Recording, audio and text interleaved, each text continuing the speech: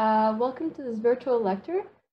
Chris Davis is going to be showing how easy it is to run a constraint inversion in Geoscience ANALYST Pro Geophysics. So he's going to run a geologically constrained UBC-GIF inversion of potential field sites. If you have any questions, feel free to put them into the Q&A, or you can also raise your hand, and then Chris can see whether he answers it right now or after. All right, thanks, Carla. So this is slated to be about 10 minutes long, and I have about 4 inversions to do. So the idea here is that we have some information. So we have our DEM and a Datamine model surface. So here I'm just going to drag and drop it in. We have our gravity data as a point set. And we have a model.csv.txt, so an ASCII-based block model.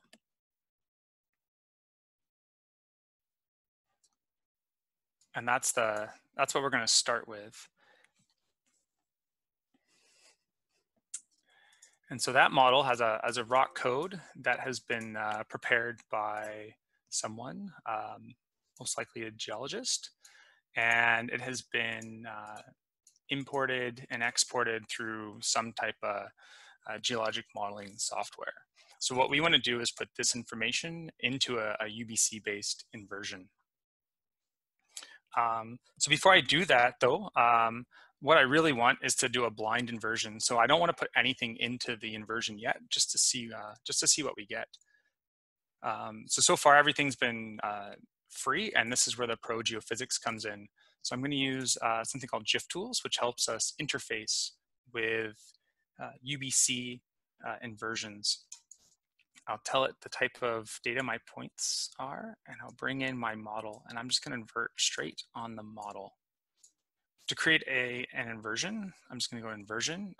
Today I'm going to use GZ3D, so gravity, but this actually applies to any type of model or UBC code that is available.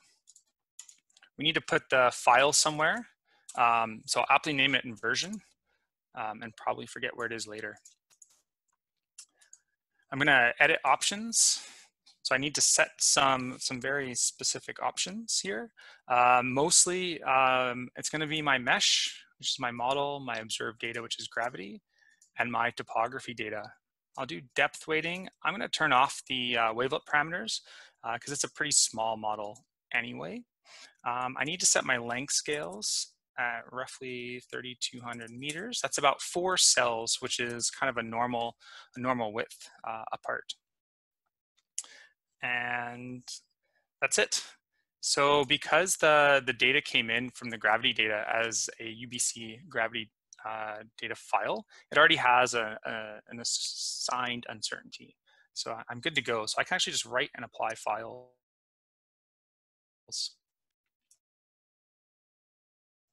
I have the option set, things I can do, and I'm just going to go ahead and run the sensitivity and the inversion. While that's running, I'll just briefly show you. I have the metadata that this inversion is running down here. So I have the data I used, the executable name, the length scales, the reference model derivatives, and everything else, and the version and the working directory. So I can always click on these blue links to take me to either the object in the object tree or the actual working directory. So that has been run. So let's go ahead and load the results and just look briefly at what the inversion looks like. When I load the results, it again keeps my metadata. It makes a copy of everything I used for that inversion. So I can always copy the options and rerun it later on. It also grabs the .log file and the .out file. So I always have exactly what I did to create this model. If I simply look at the model, it looks like a blob, which is what we expect from Grab3D. And yeah, so that's what it looks like. We won't go too far because into the data itself. I'm supposed to keep this pretty short, but we have the gravity data we used, the uncertainties that we used, we have the predicted data, the misfit, and then the misfit normalized by the error given. And you can see it actually does a decent job of doing it. We have some correlations, but not too bad. So that's a blind inversion, but really we have this geologic information and that's what we want to grab. So the next thing we'll do is we'll add our reference model. So to do that, I'm going to go ahead and just copy the options and I'll throw it in the same inversion folder. And let me just rename this so I know what I was doing. So that's blind. And this is with a reference model. And so what I'll do is I'll right click, inversion. Now this is where if I want to reproduce the inversion I just had, I just simply write the files and run them. But in this case, I'd like to add the reference model. So I'll go to the inversion, I'll find the reference model object, and I'll find this density prepared. So that's the density that was given to me by the geologist. And then the role in the model objective function. So to begin with, in the model objective function, which describes the model smoothing, we have an m minus m naught, which is where m naught is the reference model. So here it's going to take the difference between the recovered and the reference model into account. So I'll just apply and write files. It says, hey, a version's been run. Are you sure you want to continue? Because I'll probably overwrite those, and that's fine. Inversion, run. I could run just the inversion. I could also just rerun everything in this case. I could run just the inversion because all I've changed is the actual parameter. So I'm adding soft constraints at this point.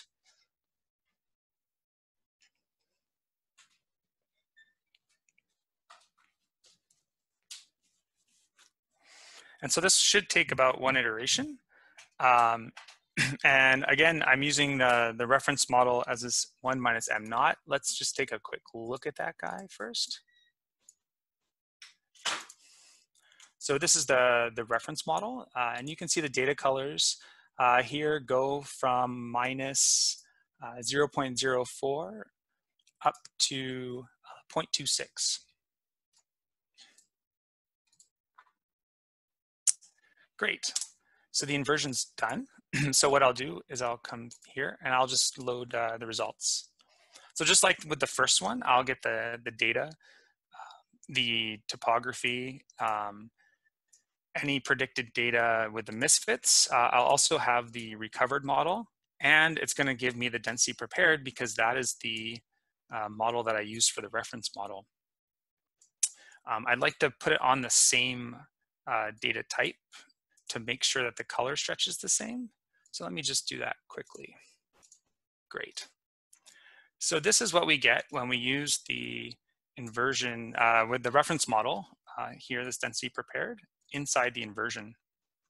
So really what it's trying to do is not go away from this model, which is in theory great, but we really started to hit the edges of the model because this reference model was inside the spatial derivative, so inside the x, the y, and the z, not just the smallest model component. So now what we're going to do is we're going to expand this to take out the reference model in the XYZ and only do it in the WS. To do this, I'll just copy the option.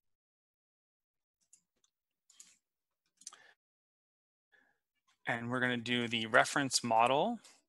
And this is out of W, X, Y, Z. I can always throw in some more extra comments in here if I want to clarify why I was doing something or what I was doing. I'll edit the options. And here I have this smooth mod diff or smooth mod. So that's the difference here is the smooth mod only has it putting it in the WS, where smooth mod diff has M minus M naught in both the smallest models, so the WS and the WXYZ. I apply and write files.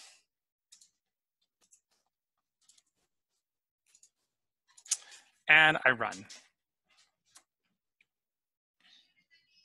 So now I've run 3 inversions, a blind, a reference model, and a model out of the W, X, Y, and Z. And while that's running, I'll go ahead and I'll prepare to use more soft constraints, which would be the weighting functions. So what I'd like to do is create a weighting function between these rock codes down here. To do that, I will select the rock code.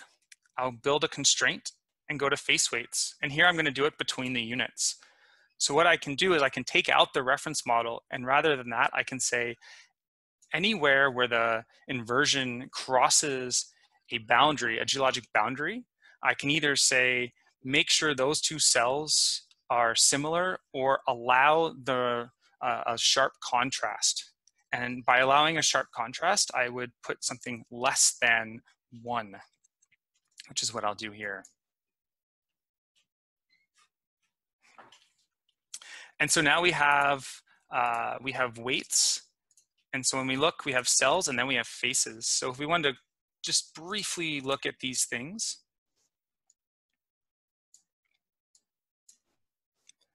this is what they look like. With this rock code, there we go. And so anywhere the rock code is changed, we have put a face down and made it less than 1. It's done. So let's go ahead and load those results.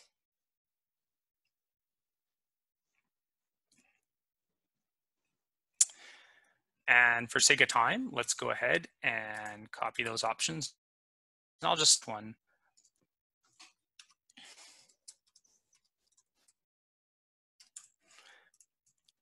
So here what I'll do is I'll do just face weights. So I'm going to go ahead and put the reference model back to 0. And I'll just simply add the face weight. So here's where we're going to use the W, X, Y, Z. I'll apply and write files, hit OK, and run the inversion. And while I'm doing that, let's just take a peek at how this inversion did. So let's just go ahead and view only this guy. And let's change the type one more time to the prepared type. There we go.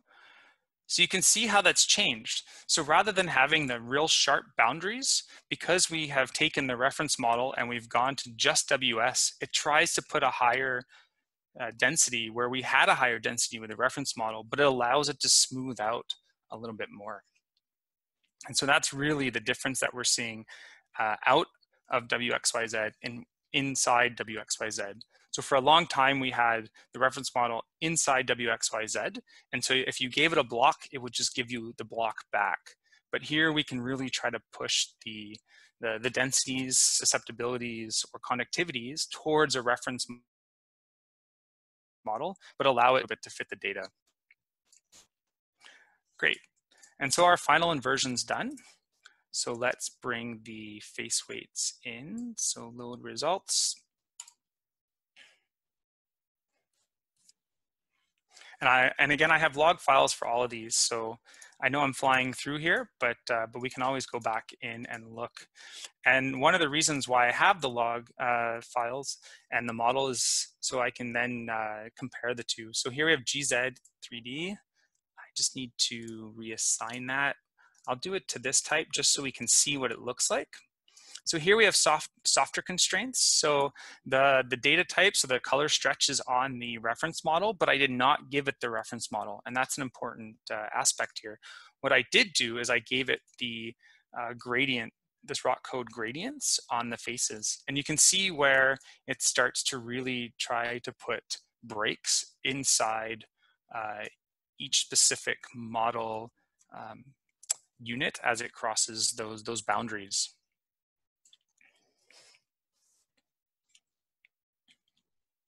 And so there you go. That's been it's been 15 minutes, and I've run 4 inversions, giving soft constraints rather than hard constraints like like upper and lower bounds and different ones. And of course, I can go through and add face weights and reference models and really try to push the inversion in one area and not another to be able to invert with UBC.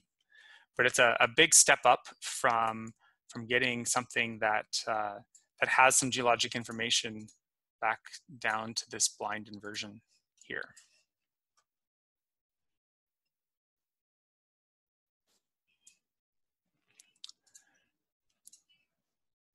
I'm happy to take any questions.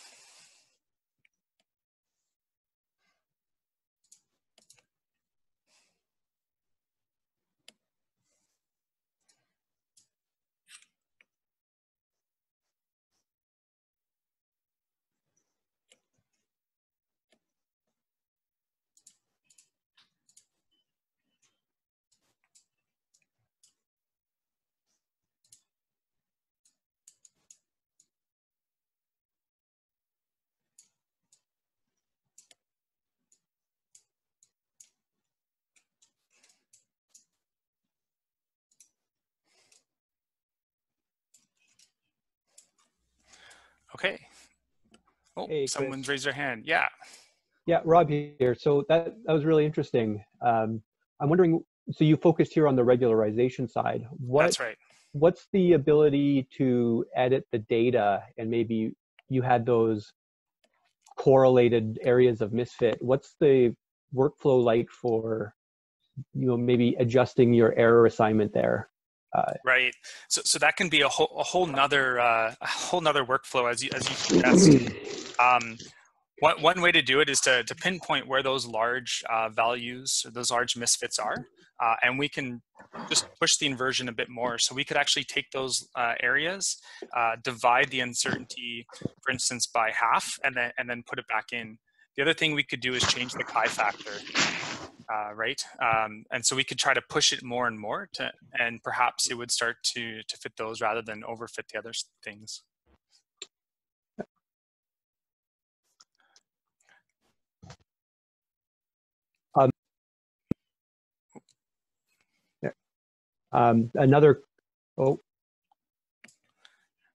Yeah, sorry, one more question there about Sure. your block model.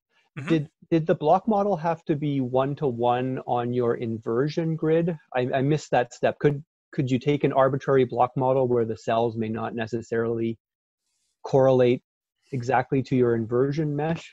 And Right. So we do have some really simplistic interpolation tools, which I think Dom could probably talk a bit more about as well. But for simplicity and time, we just went ahead and added it to the same block model. But we do have some pretty simplistic tools. okay, thanks. Yeah, that's our plan, right? Is to be able to do that interpolation pretty quickly, without basically being mesh agnostic, be able to transfer any model from one mesh to another. But that's in the pipeline. It's not fully exposed yet. Chris, Right. just to maybe answer the question, help out a little bit. Can you show how to use the histogram, how to threshold the histogram on the residual to be able to identify areas of high misfit? That's actually a pretty good way to kill points that are way out of bound. Oh yeah, so you can do it on the data colors. For instance, you could look at the normalized data colors, and you could really hone in on points that are in or out of bounds here, or likewise. So see, these are all the ones within basically -7 to 0.9. So mathematically, even though we had correlated errors there, they came in under the uncertainty. So we probably should push our uncertainty more and lower it, because then we could get more of a randomized point there. Thanks, Dom.